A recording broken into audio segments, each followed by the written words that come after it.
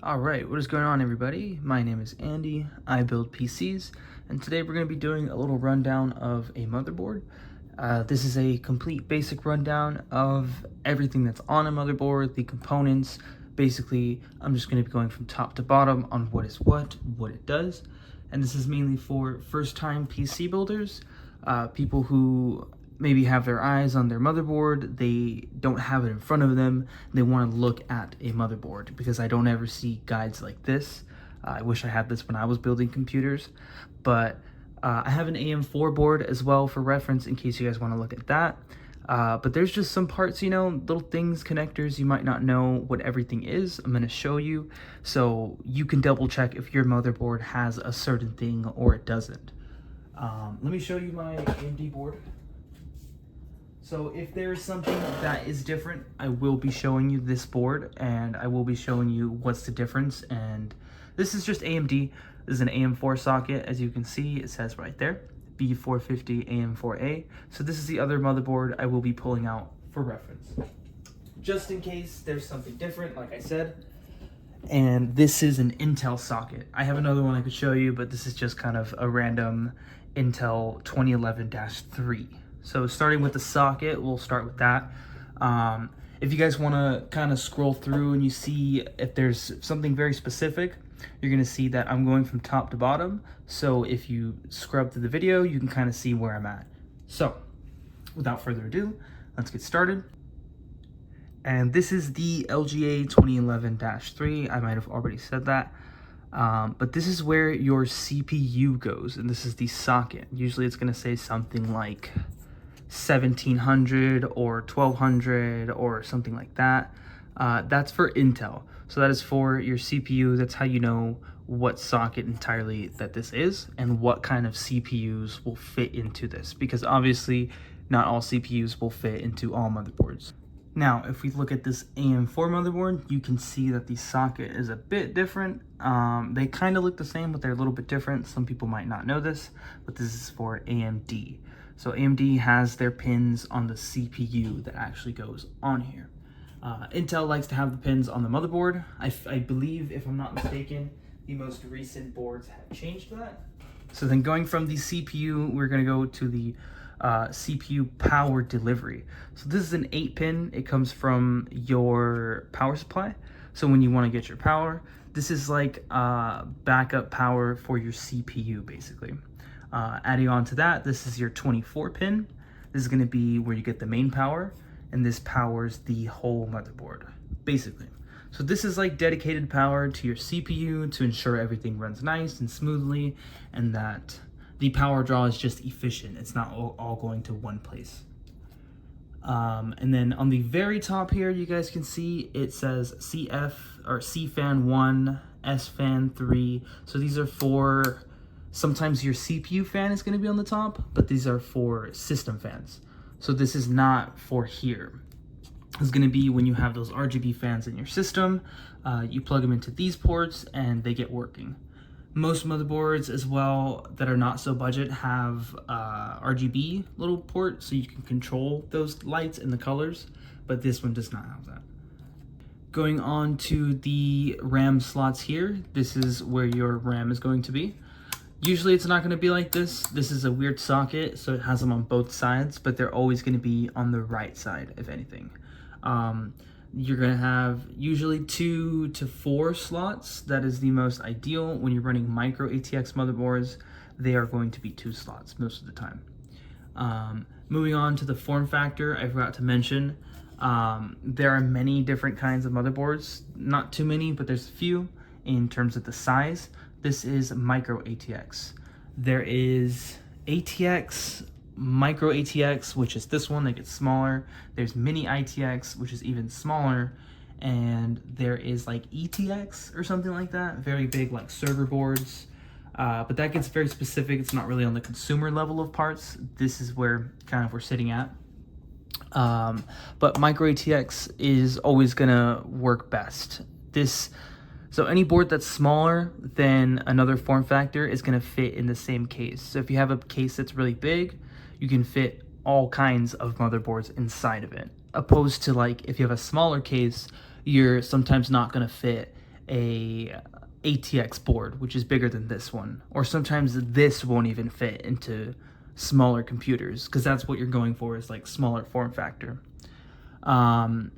So that's the socket and that's the motherboard type, and I've gone over the RAM. So nowadays, I forgot to mention, it's going to be DDR4. I'm a little bit all over the place right now. DDR4 RAM is the standard. DDR5 is out, and it is a lot faster, but it's not really needed. Nowadays, DDR4 is still completely good.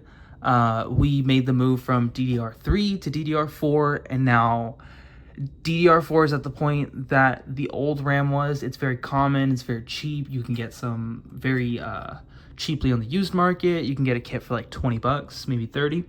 Even brand new, you can get a kit for like $30 on Amazon. But usually you're going to be running like 16 gigabytes. 8 is no longer a great standard because games utilize more than 8. Even basic games such as like Fortnite, Apex, Call of Duty, that is a big one. But even basic games like Fortnite and Apex are now consuming like 9-10 gigs of RAM. And it does really help to have that headroom. So this is where that's going to come into play, where you're going to want more RAM sometimes. 16 is fine. It's a good standard nowadays. If you're doing anything budget, 16 is the way to go. Moving on to the side here, because this kind of counts as the top. This is your rear panel, your rear I/O. This is going to be sticking out of the back of your PC case. I'm sure everybody's seen them where it's like this and there's a metal plate. This one has one. Obviously it's not on. It goes into the PC. But you get your USB ports and you get PS2. This is audio, usually not that important because you're going to be using the other ones.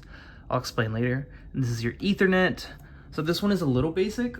This is a Chinese branded motherboard. It's not really a name brand. So let me just show you guys the AMD one, because Intel's have it too, but sometimes you're going to be having integrated graphics into the processor, that the CPU that you put in here, and it's going to run off of like video, so like video output, HDMI, and I believe it's DVI, if I'm not mistaken. Don't quote me, but that's where it looks a little bit different on this board, like I was saying. But as you can see, there's USB 3.0, Ethernet, and then your audio. And this one does not have PS2 ports.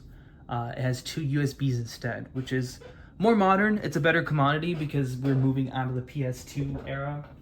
And what I mean by that is not the PS2 console. That is just a plug that people used to use back in the days. Back in the days. But anyways, we're gonna continue forward. I've gone over the RAM, the socket. Oh, and we are looking right here. So this is NVMe. This is your SSD slot. So when you put in M.2, which is flash storage, you're gonna put it onto here, and it's gonna be your boot drive.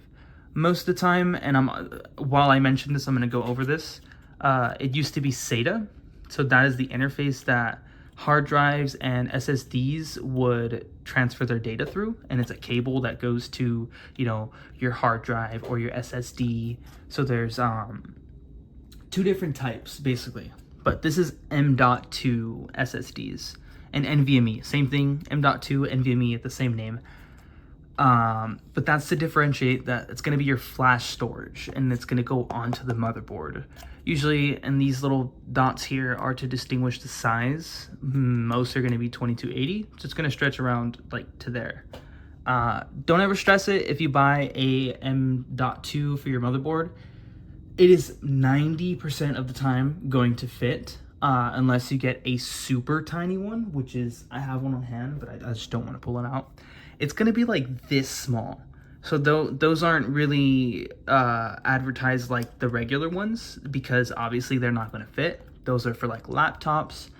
And there's like adapters, like a little piece of plastic, like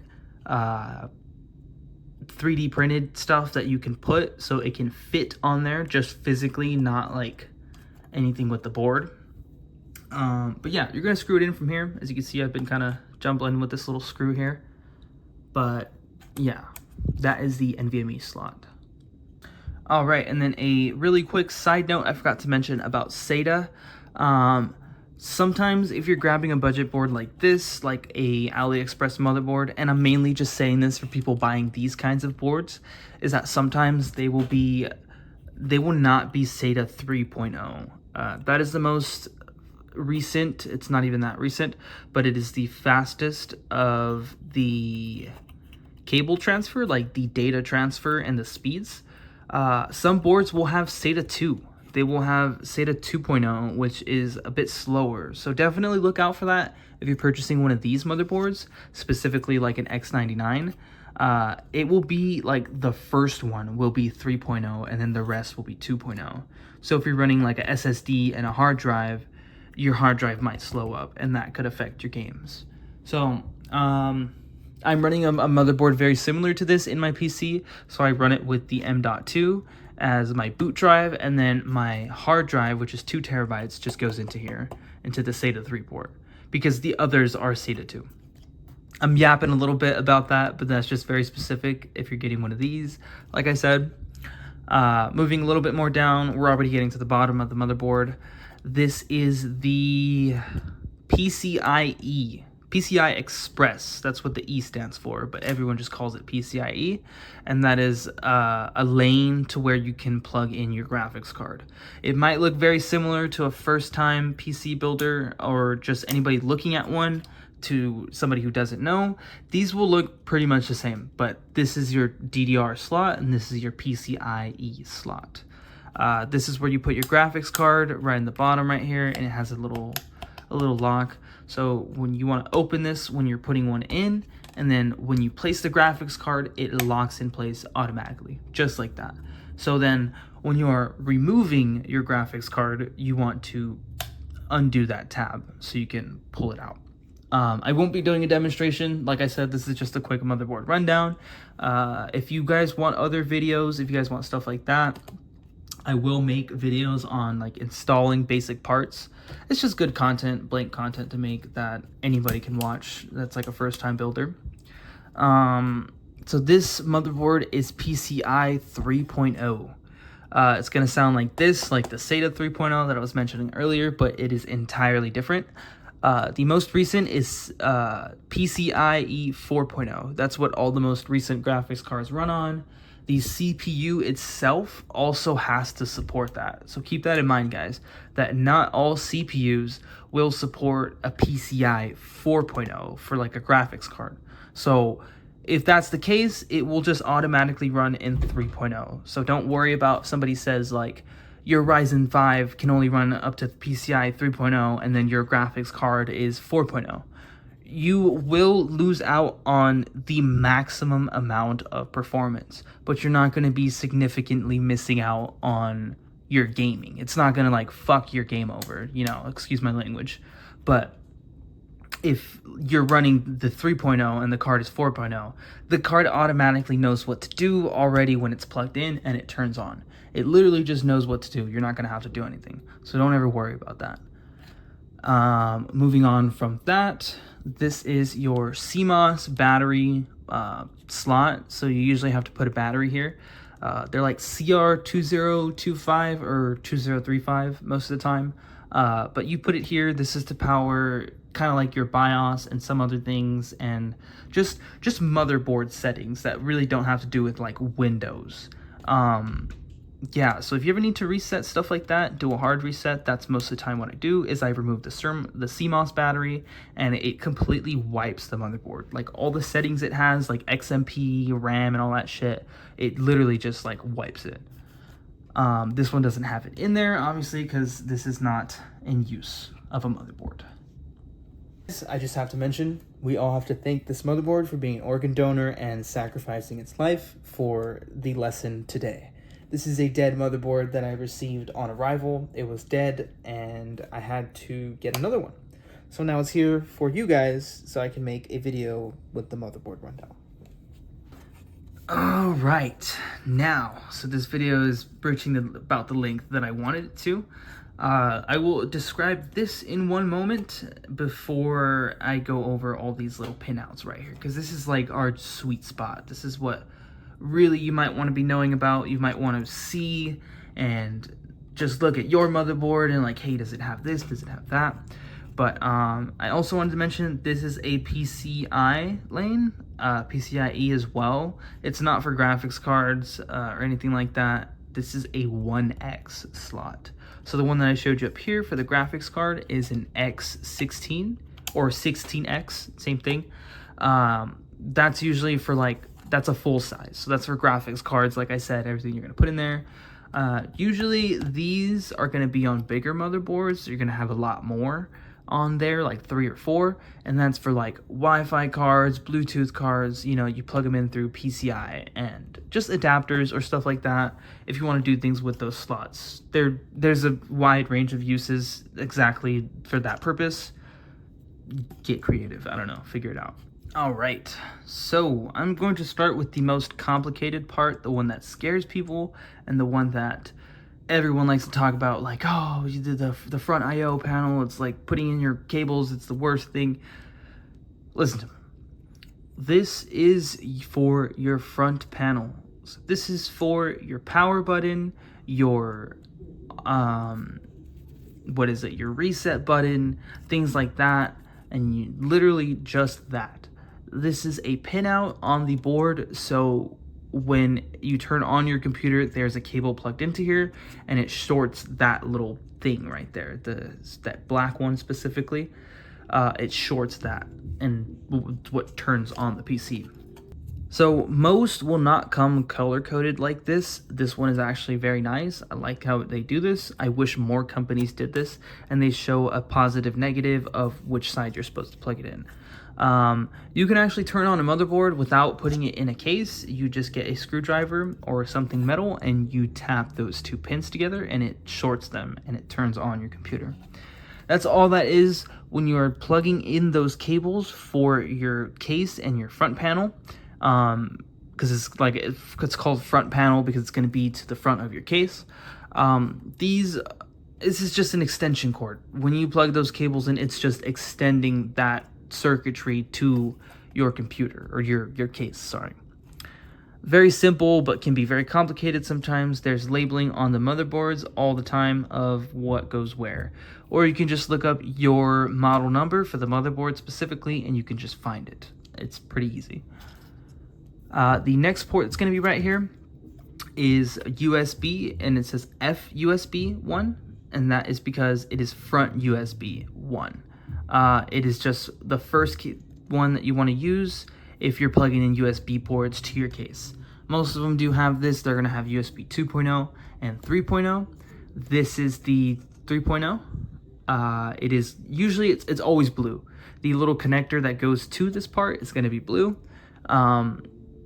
All motherboards are going to have this. It's going to be 3.0 and 2.0. It's very standard. They're going to be there. It's not going anywhere. But some cases that I have run into will only have a USB 3 port, or like a cable. So like the only thing to plug in is USB 3 and not this one. That's totally fine. It's just whatever's on the case is what's going to correspond to your motherboard.